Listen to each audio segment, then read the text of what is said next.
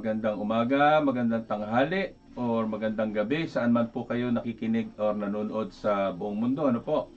Ang topic natin for today sa US Immigration Made Easy ay Violence Against Women Act.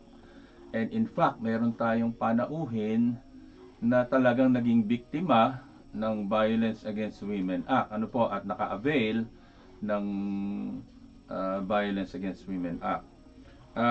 Para lamang po ma-refresh tayo kung paano mag-qualify doon.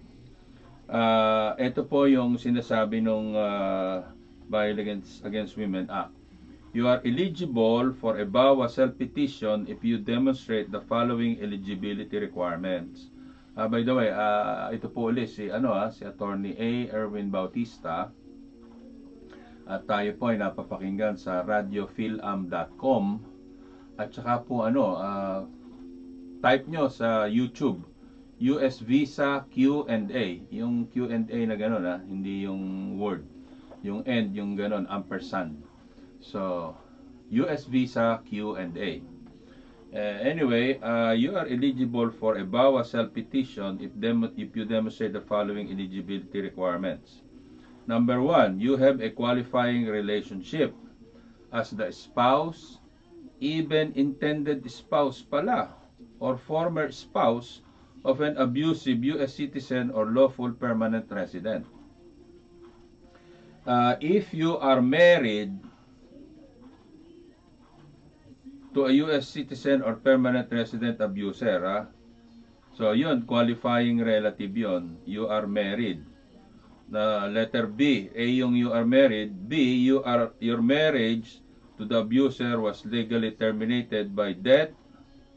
Hindi yung kayo pumatay pag kayo pumatay noon, hindi kayo makakakuha ng green card doon. Or divorce.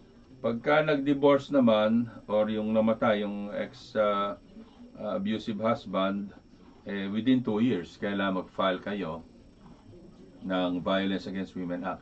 Ang ibig sabihin ng Violence Against Women Act, magpapile kayo ng green card, mag-a-apply kayo ng work permit, mag-a-apply kayo ng advance parole. Para ng noon, habang di pa lumalabas yung green card, di pinapurbahan yung mga ebidensya nyo na kayo ay nag-apply ng Violence Against Women Act, ilalabas yung work permit nyo within 90 days. Okay, yun na lang muna siguro sabihin natin. At saka ang iba pang requirement ay you must be residing or have resided with your abusive US citizen or lawful permanent resident husband, and you are a person of good moral character. Bago ko malimutan, yung good moral character, ang pinipresent natin dyan na evidence ay police report, police record, na walang record of abuse, criminal record. Ngayon, para hindi na natin pagtagalin pa, i-introduce na natin yung ating guest for today, si Mrs. J.S. Ikubli na lamang natin siya sa pangalan na J.S. Ano po?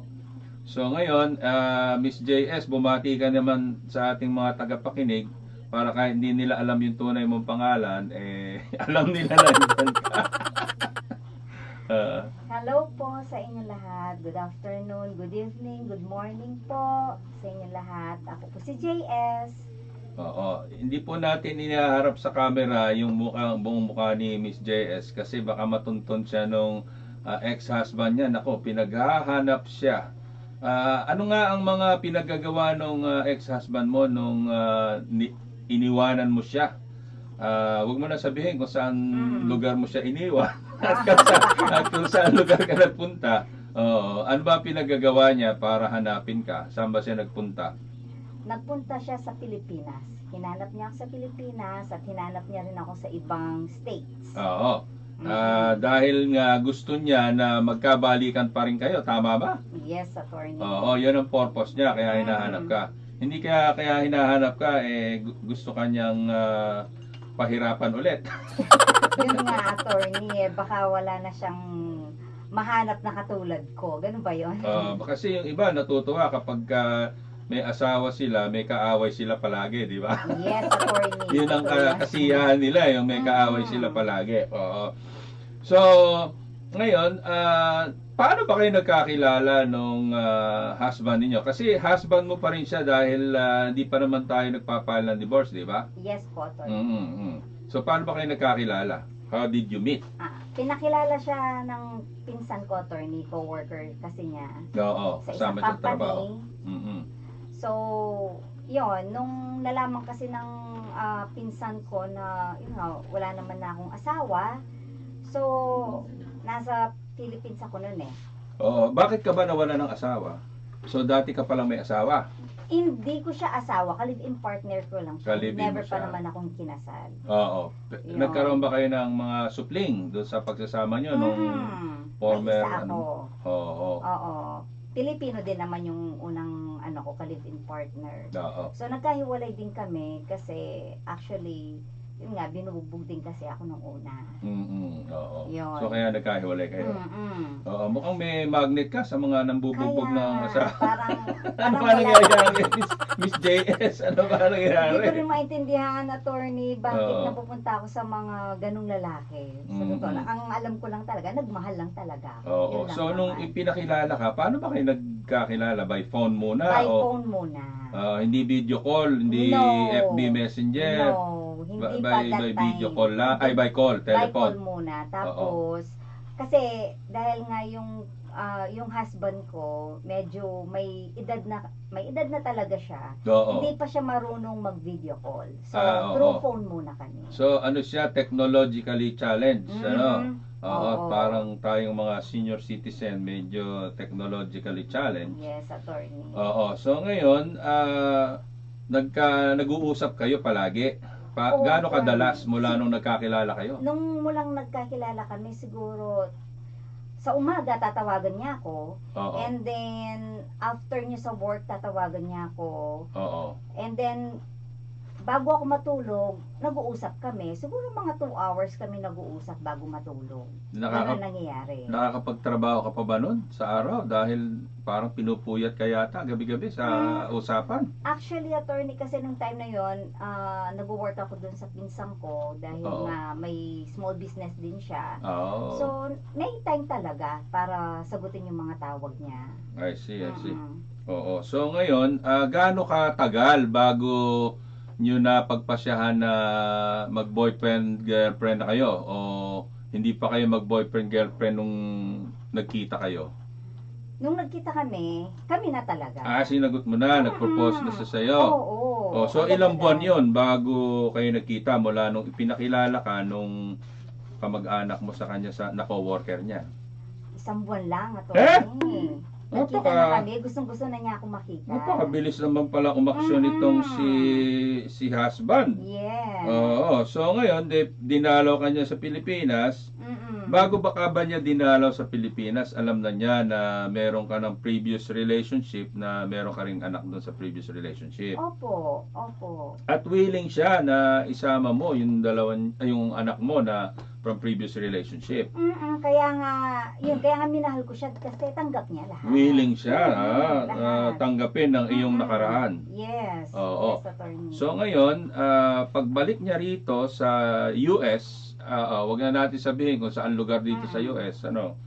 So nag-file siya ng fiancé visa kasi US citizen siya, di ba? Yes, attorney. Oo, only US citizens can file a fiancé visa. So hindi niyo na kailangan magpakasal pa doon. Yes, attorney. Oo, at pinailan niya yung petition. Mm-mm. So ngayon, madalit sabi, ilang buwan bago kayo nakasunod sa kanya noong pinail niya yung petition, Miss JS? Actually, attorney, umabot siya ng almost 5 years. Kasi, Ilang taon? 5 years. Kasi di ba 5 nagka-pandemic pa? So before the pandemic at inabutan ng pandemic, Mm-mm. ay naku, sayang naman pala, no? Mm-mm. Pero at least, na-file niya yung petition within 2 years Yes. nung nagkita kayo. Kasi yun ang requirement for a fiancé visa. The petition must be filed within 2 years of the personal meeting. So, inabot pala ng 5 years dahil wala activity do sa US Embassy. Yes, attorney. Oo. So, ngayon, fast forward na natin, nakarating na kayo ngayon dun sa bahay niya, sa lugar niya, kasama mo yung anak mo, tama ba? Mhm. Oo, ano ba ang nadatnan mo doon nung nagkita kayong una? So, hindi kayo nagkita for 5 years mula nung huli Hindi, kayo nagkita? attorney. O umuwi Gumagawa siya rin naman siya taon-taon? ng paraan para makauwi siya. So mula nung nagkita kayo, nag-file siya ng petition, kahit na inabot ng 5 years, nagkikita naman kayo dahil umuwi siya. Yes, Ilang beses attorney. kayo nagkita mula nung Siguro final niya yung kung, petition? kung hindi ako nagkakamali, attorney, 6 or 7 times na kami nagkikita. Ma'am, dalas pala, no? Ang daming beses pala. So Mm-mm. talagang kahit paano, nagkahulihan kayo ng kalooban, pero hindi mo pa rin masabi kung anong tunay na ugali niya, no? Yes, Kasi mga panandalian lang yung pagkikita niyo. Siguro mga 2 weeks, 1 month, every time na Parang magkikita kayo. ganun lang, attorney. Oo, okay. So nagkita na kayo, dumating ka na doon sa tinitiran niya. Ano na nangyari? Pagdating niyo, gaano katagal bago kayo nagpakasal? Kasi within 90 days dapat magpakasal na kayo, di ba? Yes, attorney. Oo. Napakabilis, attorney. May 8 kami kinasal. May 8. Oo, Yes. tapos Dumating ako sa US May 4. May 4. Tapos 4 May days 8 kagad. lang. Nakakasal na kagad yung wedding niyo, ano? Yes, attorney. Hindi katulad sa Pilipinas na merong 10 days waiting time para mag-issue ng marriage license. Doon, nag-show up lang kayo doon sa City Hall, kumbaga, Yes. nakasal na kayo. Yes, attorney. Ay, kahusay naman. So, after ng kasalan, honeymoon muna, di ba? Actually, Oh. attorney, walang nangyaring gano'n. Wala ba? Bakit? Honeymoon. Bakit? Ano nangyari? Wala. Lumitaw na ba kagad yung tunay niya ugali? Actually, Kaya bago walang... pa kami ikasal, nung pagdating pa lang dito sa US, Oo. iba na yung ano niya. Yung ugali niya? Ugali niya. Na ipinakita sa inyo? Oo. Ay, sus Maria Lahat Joseph, na lang, ang bilis lagi naman. siyang galit. Ang bilis Lalo na naman sa ang mga pagbabago. anak ko. Mm-mm. So ngayon mo lang nakita yung ganong karakter niya. Yes, attorney. So tuwing pupunta siya 7 times sa Pilipinas, walang ganon na Wala, karakter. attorney. Napakabait niya. Actually, attorney, nag-usap na kami nung una na ayokong pumunta sana ng US. Oo. Gusto ko sana, siya na lang ang Manirahan. at Doon umuwi sa- ng Pilipinas. Doon na lang kami. Oo. Kasi mas okay naman sa akin yung ganon. Oo. Eh, siya ang gusto niya, siya nagpumilit na pumunta ako sa US. Ayun. Sabi niya, So yun ang pinagbigyan mo siya. Kasi sa lahat naman ng sakripisyong ginawa niya para sa akin at saka sa anak ko, parang yun na lang ang magiging parang kapalit. Yung gusto niya, sige, susundin ko. Sige, punta rin ako ng US. Yun ang Oo. gusto niya. I see. So, wala bang araw naman na mula nung dumating kayo at kinasal kayo na mahinahon siya o para magiliw naman sa iyo na pinakita sa iyo at sa anak mo? Actually, attorney, sa akin siguro, oo. Pag may gusto ako, oo. Pero pagdating sa mga anak ko, Oo. hindi talaga. Parang busit na busit siya sa mga anak ko. Akala ko Nagsiselos ba- pa siya. Akala ko ba in-accept niya kaya mo ginusto siya at nagustuhan mo dahil na-accept niya na may anak ka Yun nga, from your attorney. previous relationship? Yun din ang pagkakaalam ko. Kasi, Oo. lagi actually, nung nasa Pilipinas naman ako, talagang, siya, nagpapaaral sa anak ko. So during the last 5 years na pinanya petition, nagpapadala siya ng suporta sa inyo. Yes, attorney. So he is a good provider, Oh, kumbaga. yes. Oo, wala akong masasabi pagdating sa provider bilang siya talaga, talaga siya, nagbibigay talaga. Oo. Napaka-generous talaga niya. Oo. So ilang araw kayong magkakasama doon sa or tumagal, gaano katagal bago ka nagpasya na hindi ka natatagal doon sa pagsasama ninyo? Umabot din kami ng 1 month, attorney, bago kami nagkahiwalay. Makin mo, 1 month 30 days lang yun, Oo. Oo. 1 month lang din. Mm-mm. Actually, attorney, wala naman akong balak umalis. Oo. Kaya lang, siya mismo ang nagpalayas sa amin ng mga anak ko. Pinalayas ka at Yes. saka mga anak mo. Yes. Pero ano ba, yung sakitan ba, puro salita lang, may kasamang pisikal, ano ba ang mga pasakit na dinanas mo habang nagsasama kayo? Ano lang, attorney, actually, ang kinagandahan nun, hindi niya ako sinasaktan physically. Nothing physical. Puro Puro, emotionally. oo, yung mga Emotional lang abuse talaga. niya, mga verbal abuse, Yes. or yung mga attitude na pinakikita niya, ganon. Yes. Ano ba attorney. mga example ng halimbawa, minumura ka ba? Ano ba ang abuse na, Actually, verbal abuse na Hindi siya nagmumura na Anong- napatama sa akin. Oo. Pero laging maririnig mo na may mura. Pero walang patama sa akin. Hindi directly sa iyo, Oo. nagmumura lang siya. Oo, Kumbaga, mura parang ng mura. expression niya, ganon. Parang Oo. ganon. Oo, bukod doon, may mga pagtrato ba na hindi maganda na naranasan ka o yung mga anak mo na habang nakikitira kayo sa kanya, nakasama niyo sila? Yes, Ano ba? attorney. Ano bang klaseng abuse yung, Katulad sa or treatment? So para sa mga anak ko, katulad sa anak ko, Mm. yung sa pagkain, hindi mo alam kung saan lulugar yung mga anak ko na Bakit? Anong klaseng yung mga pagkain, kunwari, pag naubos agad, sinasabi niya, bakit nauubos agad yung mga pagkain? Pinaghahanap pa ng Ganito. pagkain? Oo, Bakit kayo. kailangan daw araw-araw kumain ng prutas? Oo. Ano mga sinasabi niya sa akin. Oo. Tapos, syempre, ako naman, bilang ina, pagsasabihin ko yung mga anak ko na laylo muna sila sa mga pagkain. Kasi Oo. nga, nagtatanong siya bakit laging nauubos. And Oo. then, dun nga, ginawa ng anak ko na maglaylo sa pagkain. Oo. Nakikita naman niya, lagi may pagkain. Nagtatanong na naman siya, bakit anong Ba, hindi niyo? nauubos yung Nilalaso po pagkain? kayo? Bakit So, talaga nilalaso hindi mo po kayo? malaman kung Ganon. saan ka lalagay, ha? Sala sa Mm-mm. init, sala sa lamig. Yes. Pagka hindi naubos ang pagkain, nagtatanong siya bakit hindi kayo kumakain. Yes. Pag naubos naman ang pagkain, Nagtatanong bakit ubos agad.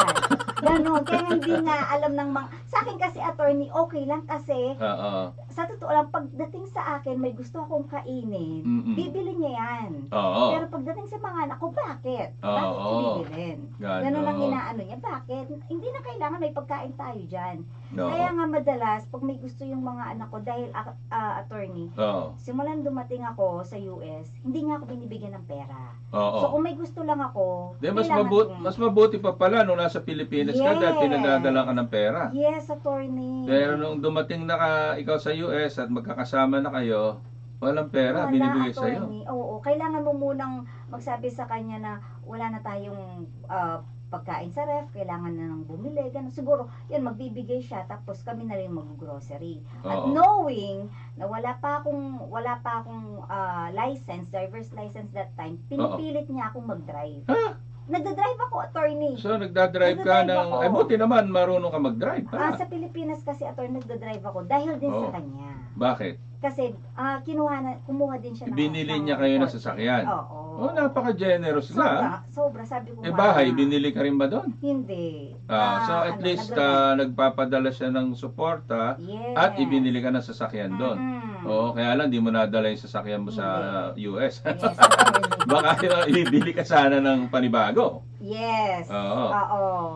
Ay, mabuti naman pala at magandang plano tungkol sa bagay na 'yon, ano. Mm. So, ano ang kumbaga yung kasabihan what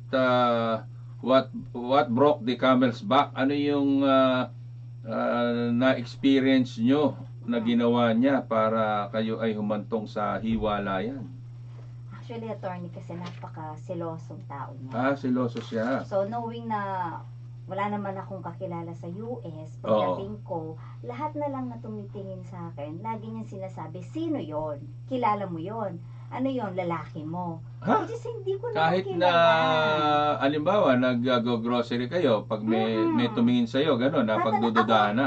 Ako yung tatanungin niya. And then, syempre, sasabihan ko siya na, ba't hindi mo siya tanungin? Hindi ko nga kilala yung lalaking yon. Dito pa naman, usong-uso yung kahit di mo kilala, binabati ka ng hello, Yes, hi, how are you? Bawal sa kanya yun. Oo, nakasalubong mo lang, hello, how are you? Hindi katulad sa Pilipinas talaga, walang pansinan Yes, Pero attorney. dito, di ba? Hindi mo kakilala, babatiin ka ng Yes, hello, attorney. how are you? Oo. So ngayon, paano nangyari nung time na sabi mo kayo pinalayas, di ba? Oo. So Nung ano time yung kasi na yun, anong pangyayari na yun? Paano? Paki-describe mo nga kung paano kasi yung nangyari. mga anak ko, nalilito na yung sinasabi ko nga sa'yo about sa food, Oo. gano'n. Oo. Tapos, yun nga, tapos yung kasing bunso ko nga, syempre, kami, talaga nagsama talaga kaming simula nung baby siya. Oo. So, lagi siyang, napaka-attach niya sa akin, lagi siyang nakamami. Palaging nakadikit sa iyo, Oo, kumbaga. ngayon, nagagalit siya pag Palaging, ganon. oo. Ang gusto niya kasi lagi, sa kanya lang ako nakadikit, hindi sa mga anak ko. Oo. Ngayon, yung sa panganay ko kasi, medyo may, nasa 20 na siya. Medyo mature na Oo. ang pag-isip. Kaya, napakalambing kasi niya.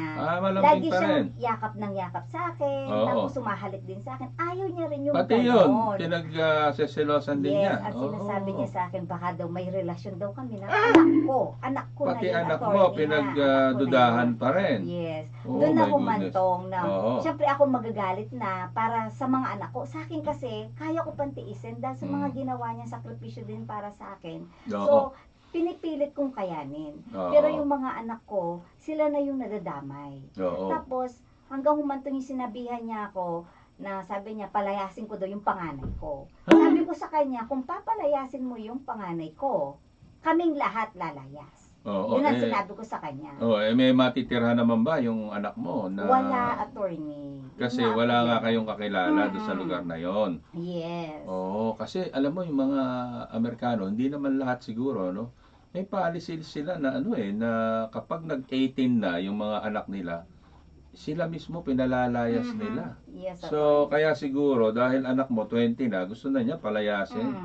Dahil, kumbaga, kaya na niya tumayo sa sarili niya. Yes, attorney. Oo. Siguro, yun siguro yung nasa isip niya. Pero, attorney, kakadating lang namin sa Amerika. Oo, kumbaga, Paano siya magsisettle down na mag-isa na wala rin siya kakilala sa isang lugar? oo. Diba? So, paano nangyari nung araw na umalis kayo o pinalayas ba kayo? Pinalayas kami. Paano ba ang eksena na Sabi niya nangyari? sa akin, sabi ko kasi kung palalayasin mo yung anak ko, Oo. kaming lahat lalayas. Oo, And then so- sabi niya, hindi pwede, asawa kita, aking ka lang. Sabi niya ganun sa akin, Oo. siya ang paalisin mo. Sabi ko, hindi. Kung lalayas siya, kaming lahat. Sabi Ayun. niya, sige, kung gusto mo rin palang lumayas na kayo ngayon din. Oo. Ngayon din. Sabi ko sa kanya, kung hindi ba ako aalis, anong gagawin mo? Tatawag ako ng pulis. Oo. Tumawag So, ano? siya ng pulis that time. Tumawag talaga ng pulis, ha? Tumawag talaga. Oo. Actually, yung nag-escort sa amin, yung mga pulis. Oo. Talaga. Pero magandang rin yon dahil para walang talagang physical or violence Yes, kasi may pulis na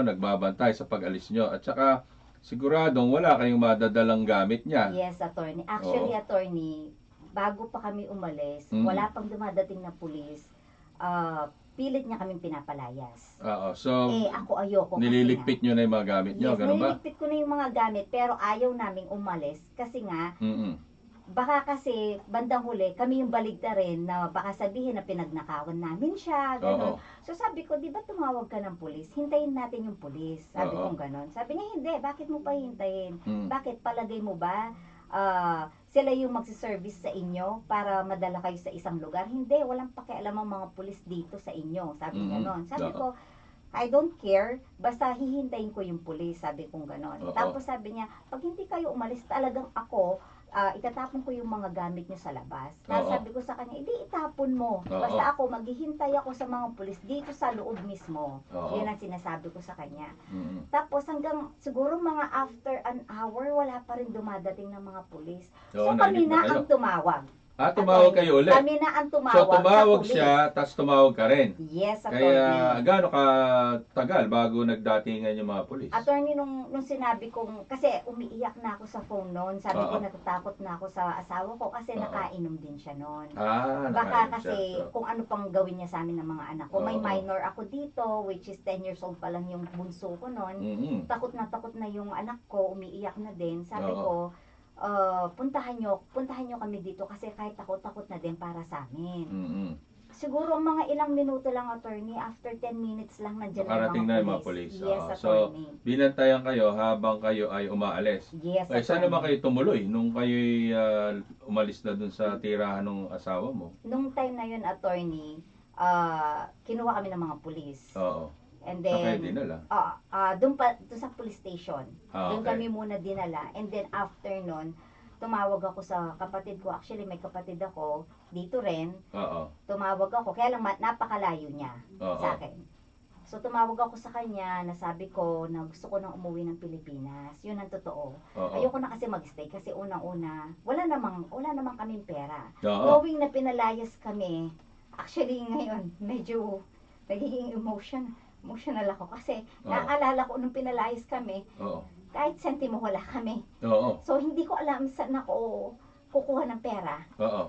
And then yung mga anak ko, uhaw na uhaw pa. Oo. So wala talaga. Wala ba man lang tubig doon sa police station? Yun nga, actually nung humingi kami ng tubig sa mga pulis. Yung mga pulis doon napakabait nila kasi binigyan pa kami ng mga donut kasi kita Alam naman nila kasi na mga gutom kayo. Oo, umagang sobrang aga nung time na yon, attorney, wala pa kaming kain talaga. Oo. Tapos sila yung nag-provide sa amin ng pagkain muna, Mhm. ng donut nga at saka water. And then tumawag nga ako sa kapatid ko, yun nga, umiiyak ako, sabi ko, kung po pwede na sila na mag-book ng ticket sa amin, uuwi kami ng Pilipinas kasi ganito nga nangyayari sa amin, nasa police station kami, pinaalis kami ng asawa ko, sabi ko. And then sabi yung sabi ng kapatid ko, nandito ka na sa US, lumabang ka. Ganyan ang Oo. ginawa sa'yo ng asawa mo. May Ayun. karapatan ka pa rin kasi asawa mo na yan sa ginawa niya Ayun. sa'yo. Oo. So, Yun. pinalakas ng loob yung kapatid mo nung magkausap kayo, pinalakas niya yung loob mo. Instead na gumibap ka na lang, na uuwi ka na sa Yes, Pilipinas, attorney. Oo. so, na-encourage ka naman ng kapatid mo. Yes, attorney. Mabuti naman pala. At yung advice niya ang pinanigan mo. Yes, Oo. attorney. So, sige, ganito ang gawin natin. Mag-break muna tayo at nang makompose mo yung sarili mo para nang nun, ituloy na lang natin ang ating kwentuhan uli kung paano yung mga ginawa mong hakbang Yes. para manatili dito sa Amerika. Ano? Okay, attorney. Sige, Miss JS ha. Break muna tayo, Okay. ano? Sige, mga kababayan na nakikinig, si Attorney Erwin Bautista po ito at tayo po ay kayo po ay nanonood at nakikinig sa US Immigration Made Easy at meron tayong guest ngayon. Ang topic natin, Violence Against Women Act, si Miss JS, ano? At sinasabi niya yung experience niya. Yung sa next segment natin dito, tatanungin natin si Miss JS kung ano hakbang ang ginawa niya para manatili dito sa Amerika. Ano po? Sandali lang po ha.